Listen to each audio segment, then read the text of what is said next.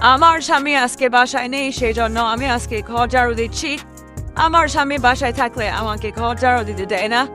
আমার স্বামী আমাকে অনেক টেক কেয়ার করে এবং অনেক ভালোবাসে। তোমাকে আমি কতবার বলেছি যে তুমি ঘর ঝাড়ু দিবে না, তবুও তুমি ঘর ঝাড়ু দিচ্ছ কেন? আমি বলছি তোমার ঘর ঝাড়ু দেওয়ার জন্য আমি এক্সট্রা ভাবে একটি লোক নিয়োগ করব। তুমি বিশ্বাস করো, আমার ঘর ঝাড়ু দিতে কোনো সমস্যা হচ্ছে না।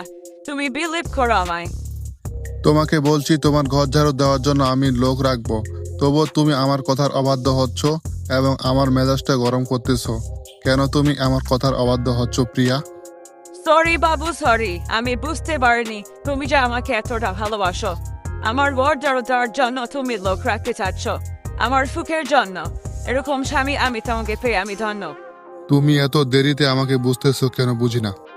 আজ থেকে আমি আর কোনোদিন তোমার কথার অবাধ্য হব না। এরপর থেকে যদি তোমাকে কোনোদিন আমি ঘর ঝাড়ু দিতে দেখি, তাহলে তোমার একদিন কি আমার যে কদিন লাগবে।